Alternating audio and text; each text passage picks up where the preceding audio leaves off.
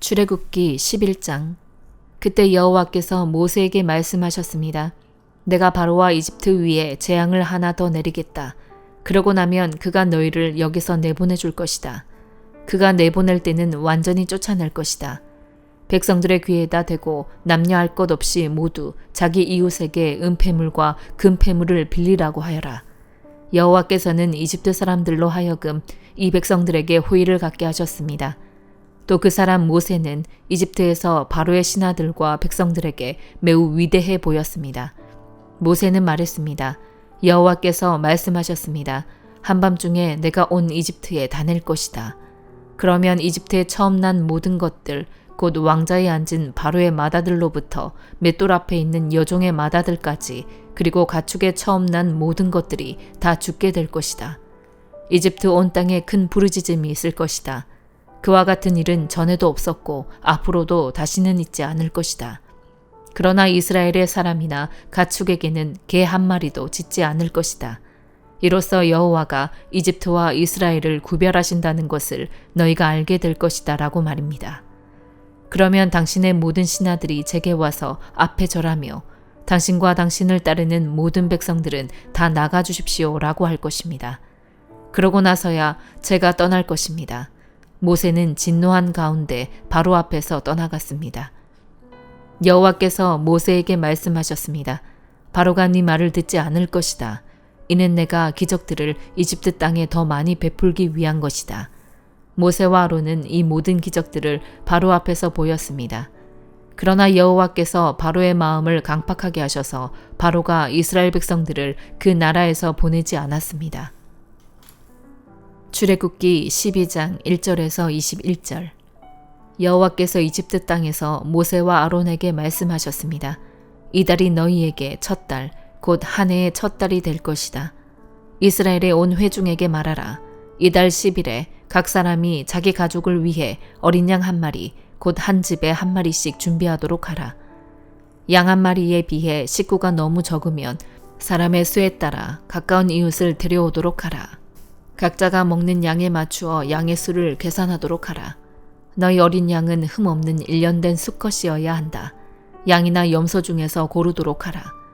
그것을 이달 14일까지 잘 간직하고 있다가 이스라엘 온 회중이 저녁 무렵에 잡도록 하라.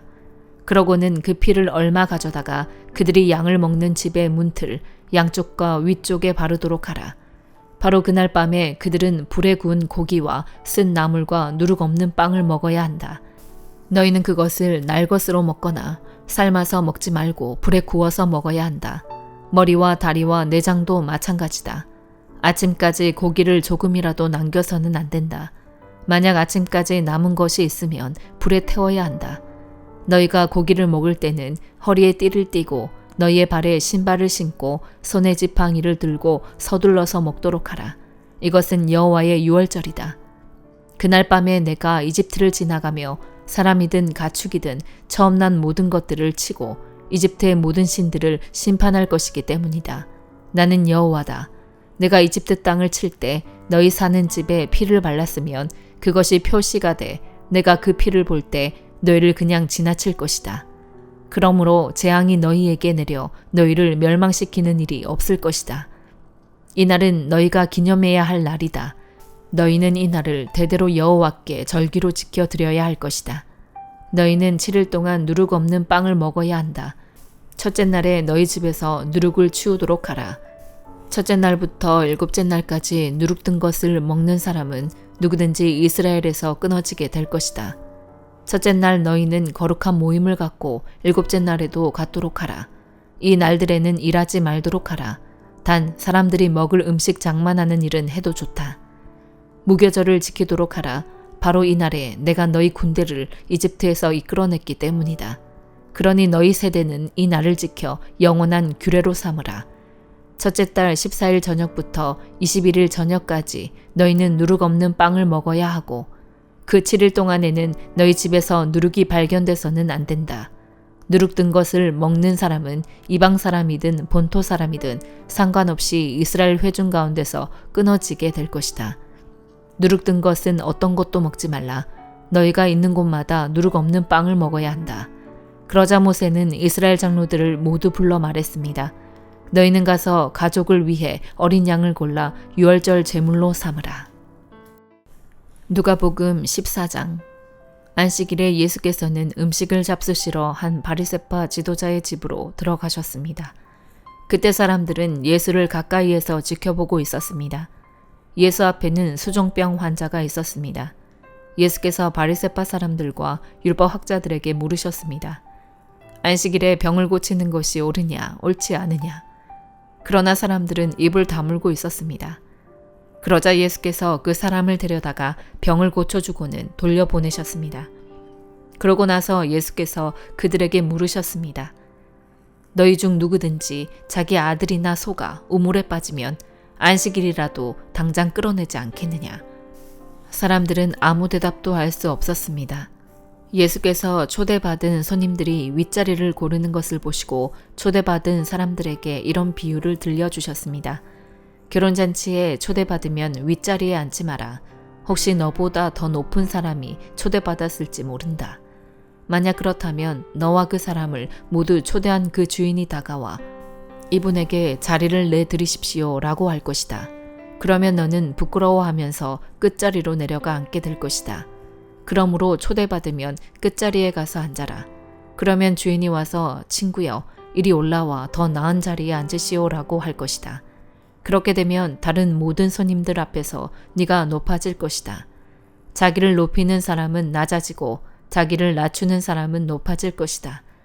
그때 예수께서는 초대한 주인에게 말씀하셨습니다. 점심이나 저녁을 베풀 때 친구나 형제나 친척이나 부유한 이웃을 초대하지 마라. 그렇게 하면 그들이 너희를 다시 초대해 갚을 수 있기 때문이다. 오히려 잔치를 베풀 때는 가난한 사람들과 지체에 장애가 있는 사람들과 다리 저는 사람들과 보지 못하는 사람들을 초대하여라. 그리하면 네가 복받을 것이다. 그들이 너에게 갚을 것이 없기 때문이다. 의인들이 부활할 때 네가 갚음을 받을 것이다. 예수와 함께 식탁에 앉은 사람들 중 하나가 이 말씀을 듣고 예수께 말했습니다. 하나님 나라에서 먹는 사람은 복이 있습니다. 예수께서 대답하셨습니다. 어떤 사람이 큰 잔치를 준비하고 손님들을 많이 초대했다. 잔치가 시작되자 그는 종을 보내 자기가 초대한 사람들에게 이제 준비가 다 됐으니 오십시오라고 했다. 그러나 그들은 한결같이 핑계를 대기 시작했다. 어떤 사람은 내가 이제 막 밭을 샀는데 좀 가봐야겠습니다. 부디 양해해 주십시오라고 했고, 다른 사람은 내가 황소 5쌍을 샀는데 어떤지 가보는 길입니다. 부디 양해해 주십시오라고 했다.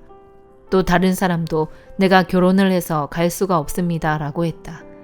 그 종이 돌아와 주인에게 그대로 전했다. 그러자 그 집 주인은 화가 나 종에게 명령했다. 당장 길거리와 골목으로 나가 가난한 사람들과 지체에 장애가 있는 사람들과 보지 못하는 사람들과 걷지 못하는 사람들을 데려오너라. 종이 말했다. 주인님, 분부대로 했습니다만 아직도 자리가 남아 있습니다. 그러자 주인이 종에게 말했다. 큰 길과 산 울타리로 나가서 사람들을 들여다 내 집을 채워라. 내가 너희에게 말한다. 처음에 초대받은 사람들은 한 명도 내 잔치를 맛보지 못할 것이다. 그 무리가 예수와 함께 길을 가고 있었는데 예수께서 뒤돌아서서 그들에게 말씀하셨습니다. 누구든지 내게 오면서 자기 부모와 아내와 자식과 형제 혹은 자매와 자기 생명일지라도 나보다 더 사랑하면 내 제자가 될 수 없다. 누구든지 자기 십자가를 지지 않고 나를 따르는 사람은 내 제자가 될 수 없다. 너희 중 어떤 사람이 탑을 세우려 한다고 하자. 그러면 먼저 자리에 앉아 완공할 때까지 어느 정도 비용이 드는지 계산해 보지 않겠느냐. 만약 기초만 잘 닦아놓고 일을 마칠 수 없다면 보는 사람마다 비웃으며 말할 것이다. 이 사람이 짓기를 시작만 하고 끝내지는 못했구나. 또 어떤 왕이 다른 나라 왕과 전쟁하러 나간다고 하자. 그가 먼저 자리에 앉아 1만 명의 군사로 2만 명의 군사를 이끌고 오는 왕을 대항할 수 있을지 생각해 보지 않겠느냐. 만약 승산이 없다면 그가 아직 멀리 있을 때 사신을 보내 화친을 청할 것이다. 이와 같이 너희 가운데 누구든지 자기 소유를 다 포기하지 않으면 내 제자가 될 수 없다. 소금은 좋은 것이다. 그러나 소금이 짠맛을 잃으면 무엇으로 다시 짜게 하겠느냐. 그것은 땅에도 거름에도 쓸모가 없어 밖에 내버려진다. 귀 있는 사람은 들으라. 욥기 29장. 욥이 계속 비유를 들어 말했습니다. 내가 지나가 버린 달들과 같이 될 수만 있다면, 하나님께서 나를 지켜주시던 그날과 같이 될 수만 있다면, 그때는 그분의 등불이 내 머리를 비추고 그 빛으로 내가 어둠 속을 걸어갔었는데, 하나님과의 친밀한 사귐이 내 집에 있던 내 한창 때와 같을 수만 있다면, 그때는 전능하신 분이 여전히 나와 함께 계시고 내 자식들이 내 주위에 있었다. 내 발자취가 버터로 씻겼고 바위가 내게 올리브 기름을 쏟아부었다.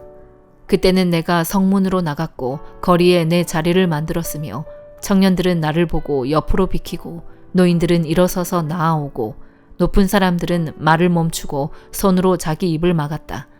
귀족들이 소리를 죽이고 그 혀는 입천장에 달라붙었으며 누구든 내 말을 듣기만 하면 나를 축복하고 나를 보기만 하면 나를 인정했었다. 내가 울부짖는 빈민과 도와줄 사람 없는 고아를 구해주었기 때문이었다. 죽어가는 사람도 나를 축복했고 과부의 마음이 나 때문에 기뻐 노래했었다.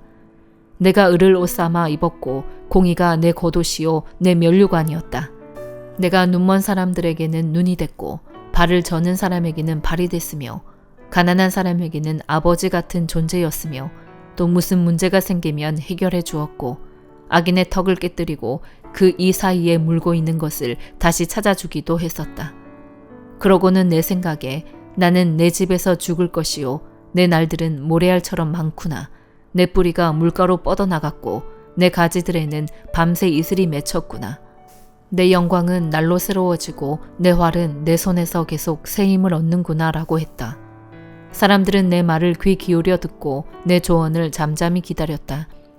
내가 말을 끝내면 그들은 더 말하지 않았는데 내 말이 그들 귀에 이슬같이 내려앉은 까닭이다. 그들이 나를 기다림이 마치 비를 기다리는 것 같았으며 또한 봄비를 기다리듯이 입을 벌리고 있었다. 내가 그들에게 웃어 보이면 그들은 어리둥절해했고 내 낯빛을 일그러지게 하는 일은 하지 않았다. 내가 윗자리에 앉아서 그들의 길을 지시해 주었고 군대를 거느린 왕처럼 슬피 우는 사람을 위로해 주었다. 고린도전서 15장. 형제들이여, 이제 내가 여러분에게 전한 복음을 되새겨 드리려고 합니다. 여러분은 이 복음을 전해 받았고 또한 그 안에 서 있습니다. 만일 여러분이 내가 여러분에게 전한 그 말씀을 굳게 잡고 헛되이 믿지 않았다면 여러분은 그 복음으로 구원을 받습니다. 내가 전해받은 가장 중요한 것을 여러분에게 전했습니다. 그것은 그리스도께서 성경의 말씀대로 우리 죄를 위해 죽으시고 장사되셨다가 성경의 말씀대로 3일째 되던 날 다시 살리심을 받아 게바에게 나타나시고 그 다음으로 12제자에게 그 후 500명이 넘는 형제들에게 동시에 나타나셨으니 그 가운데 대부분이 지금도 살아있고 어떤 사람들은 잠들었습니다. 그 후에 야고보에게 나타나셨고 그 다음으로 모든 사도들에게 마지막으로 다리 차지 못한 채 태어난 사람과 같은 내게도 나타나셨습니다. 나는 사도들 가운데 가장 작은 사람이요 사도라 불릴 자격도 없는 사람입니다. 이는 내가 하나님의 교회를 핍박했기 때문입니다. 그러나 오늘날 내가 나된 것은 하나님의 은혜로 된 것입니다. 내게 주신 그분의 은혜가 헛되지 않아 내가 어느 사도보다 더 많이 수고했습니다. 그러나 이것은 내가 한 것이 아니요 오직 나와 함께 하신 하나님의 은혜로 한 것입니다. 그러므로 나나 그들이나 우리가 이렇게 복음을 전파하고 있으며 여러분도 이렇게 믿었습니다. 그리스도가 죽은 사람들 가운데서 살아나셨다고 전파되고 있는데 왜 여러분 가운데 어떤 이들은 죽은 사람의 부활이 없다고 합니까? 죽은 사람의 부활이 없다면 그리스도께서도 다시 살리심을 받지 못하셨을 것입니다. 만일 그리스도께서 살리심을 받지 못했다면 우리가 전파하는 것도 헛되고 또 여러분의 믿음도 헛되며 또 우리가 하나님의 거짓 증인으로 드러날 것입니다. 만일 죽은 사람들이 다시 살지 못한다면 하나님께서 그리스도를 살리시지 않으셨을 것입니다. 만일 죽은 사람들이 다시 살지 못한다면 그리스도께서도 살리심을 받지 못하셨을 것입니다. 만일 그리스도께서 살리심을 받지 못하셨다면 여러분의 믿음도 헛되고 여러분은 여전히 자신의 죄 가운데 있고 그리스도 안에서 잠든 사람들도 멸망했을 것입니다. 만일 우리가 그리스도 안에서 가진 소망이 이 세상의 생명뿐이면 모든 사람들 가운데 우리가 가장 불쌍한 사람들일 것입니다.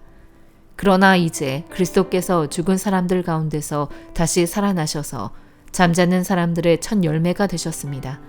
한 사람으로 인해 죽음이 들어왔으니 한 사람으로 인해 죽은 사람들의 부활도 옵니다. 곧 아담 안에서 모든 사람이 죽은 것 같이 그리스도 안에서 모든 사람이 생명을 얻을 것입니다. 그러나 각각 차례대로 될 것이니 먼저는 첫 열매인 그리스도이시요 그 다음은 그리스도께서 다시 오실 때 그분에게 속한 사람들입니다. 그 다음에 세상의 마지막이 올 것인데 그때는 그분이 모든 권력과 권세와 권능을 멸하시고 그 나라를 하나님 아버지께 바칠 것입니다. 하나님께서 모든 원수들을 그리스도의 발 아래 두실 때까지 다스리셔야 합니다. 멸망당할 마지막 원수는 죽음입니다. 성경에 이르기를 하나님께서 만물을 그분의 발 아래 두셨다라고 했습니다. 그러나 만물을 발 아래 둔다고 할 때 만물을 그분에게 복종하게 하신 분은 그 안에 들지 않은 것이 분명합니다. 만물을 그분께 복종하게 하신 때는 아들 자신도 만물을 복종하게 하신 분에게 복종하게 될 것입니다. 이는 하나님께서 만유의 주가 되시려는 것입니다. 만일 부활이 없다면 죽은 사람을 대신해서 세례받은 사람들은 왜 그렇게 하는 것입니까? 만일 죽은 사람들이 전혀 다시 살아나지 못한다면 왜 그들을 위해 세례를 받는 것입니까? 그리고 왜 우리는 시시각각으로 위험을 무릅쓰겠습니까? 형제들이여, 내가 그리스도 예수 우리 주 안에서 가진 내 자랑인 여러분을 두고 단언합니다만 나는 날마다 죽습니다. 만일 내가 에베소에서 인간적인 동기로 맹수들과 싸웠다면 내게 무슨 유익이 있겠습니까?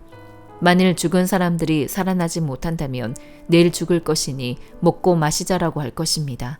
속지 마십시오. 나쁜 친구들이 좋은 습관을 망쳐버립니다. 정신을 똑바로 차리고 죄를 짓지 마십시오. 하나님을 알지 못하는 사람들이 있으므로 여러분을 부끄럽게 하기 위해 내가 이런 말을 합니다. 그러나 어떤 사람은 죽은 사람들이 어떻게 살아나며 어떤 몸으로 옵니까? 라고 물을 것입니다. 어리석은 사람이여, 당신이 뿌리는 씨가 죽지 않고서는 살아날 수 없습니다. 당신이 뿌리는 것은 장차 생겨날 몸 그 자체가 아니라 밀이나 다른 곡식이든지 다만 씨앗을 뿌리는 것입니다. 그러나 하나님께서는 뜻하시는 대로 그 씨에 몸을 주십니다. 곧 각각의 씨에 각기 고유한 몸을 주십니다. 모든 육체가 다 같은 육체가 아닙니다. 사람의 육체가 다르고 짐승의 육체가 다르고 새의 육체가 다르고 물고기의 육체가 다릅니다. 또 하늘에 속한 몸들이 있고 땅에 속한 몸들이 있습니다. 그러나 하늘에 속한 몸들의 영광이 다르고 땅에 속한 몸들의 영광이 다릅니다. 해의 영광이 다르고 달의 영광이 다르고 별들의 영광이 다릅니다. 별과 별의 영광이 서로 다릅니다. 죽은 사람들의 부활도 이와 같습니다. 썩을 몸으로 묻히지만 썩지 않을 것으로 살아납니다. 비천한 가운데 묻히지만 영광 가운데 살아납니다. 약한 사람으로 묻히지만 강한 사람으로 살아납니다. 자연의 몸으로 묻히지만 영적인 몸으로 살아납니다. 자연의 몸이 있다면 영적인 몸도 있습니다. 기록되기를 첫사람 아담은 생명이 있는 영이 됐다라고 한 것처럼 마지막 아담은 생명을 주는 영이 됐습니다. 그러나 신령한 것이 먼저가 아니라 자연에 속한 것이 먼저이며 그 다음이 신령한 것입니다. 첫사람은 땅에서 났으므로 흙에 속한 사람이나 둘째 사람은 하늘에서 왔습니다. 그 흙에 속한 사람과 같이 저 흙에 속한 사람들도 그러하고 그 하늘에 속한 사람과 같이 저 하늘에 속한 사람들도 그러합니다. 우리가 흙에 속한 사람의 형상을 입은 것처럼 또한 우리는 하늘에 속한 사람의 형상을 입을 것입니다. 형제들이여, 내가 말하고자 하는 것은 이것입니다. 곧 살과 피는 하나님 나라를 이어받을 수 없고 썩을 것은 썩지 않을 것을 이어받을 수 없습니다. 보십시오. 내가 여러분에게 비밀을 말합니다. 우리는 다 죽지 않고 모두 변화할 것입니다. 마지막 나팔 소리에 순식간에 다 그렇게 될 것입니다. 나팔 소리가 나면 죽은 사람들이 썩지 않을 몸으로 살아나고 우리도 변화할 것입니다. 이 썩을 몸이 썩지 않을 것을 입어야 하고 이 죽을 몸이 죽지 않을 것을 입어야 합니다. 이 썩을 몸이 썩지 않을 것을 입고 이 죽을 몸이 죽지 않을 것을 입을 때는 기록되어 있는 이 말씀이 이루어질 것입니다. 사망이 삼켜져 승리를 얻었도다. 사망아, 네 승리가 어디 있느냐? 사망아, 네 독침이 어디 있느냐? 사망의 독침은 죄요, 죄의 권세는 율법입니다. 그러나 우리 주 예수 그리스도를 통해 우리에게 승리를 주시는 하나님께 감사를 드립니다. 그러므로 내 사랑하는 형제들이여 굳게 서서 흔들리지 마십시오. 여러분의 수고가 주 안에서 헛되지 않음을 알고 항상 주의 일에 더욱 힘쓰는 사람들이 되십시오. 아멘.